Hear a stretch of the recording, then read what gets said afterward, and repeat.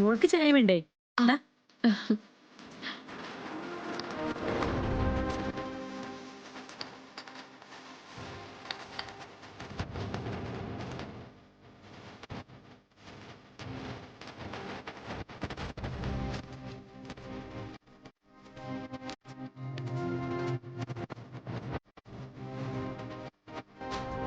ഗദ, ചില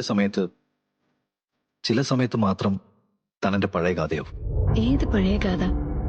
അല്ല, അല്ല നവീൻ, ഞാനിത് സ്ഥിരമായിട്ട് കേൾക്കാം. പഴയ ഗാഥ, പുതിയ ഗാഥ. നവീൻ ഇതിൽ ഏത് ഗാഥയാ ഇഷ്ടം? പഴയതാണോ പുതിയതാണോ? അതെന്തോ താൻ അങ്ങനെ ചോദിച്ചേ? അതിനോട് രണ്ടുപേരില്ലല്ലോ. അങ്ങനെ ഉണ്ടെന്ന് ഞാൻ പറഞ്ഞില്ലല്ലോ.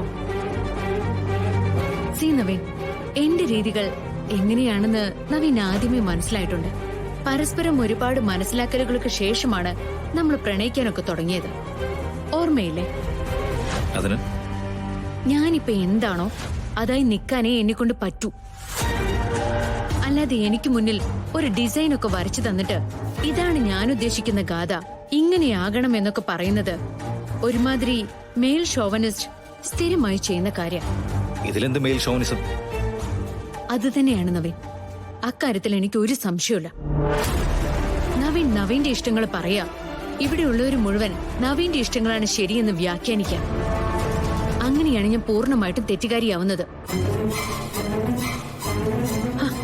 എന്താ മോളെ ഇത്? ഞാൻ ഇപ്പൊ ഇവിടുന്ന് പോകുമ്പോ രണ്ടുപേരും നല്ല രീതിയിൽ സംസാരിച്ചോണ്ടിരിക്കുകയായിരുന്നല്ലോ.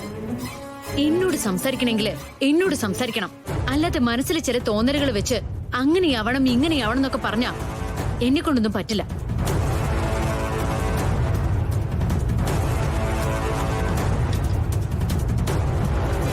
എന്താ ചായ കുടിക്കുന്നില്ലേ? താൻ എത്രയും ദേഷ്യത്തിലാണ് ഈ ചായ എനിക്ക് തരുന്നെങ്കിൽ ഈ ചായ എനിക്ക് വേണ്ട. വേണ്ടെങ്കി വേണ്ട. അങ്ങനെയാണെങ്കിൽ ഈ ചായ എനിക്കും വേണ്ട.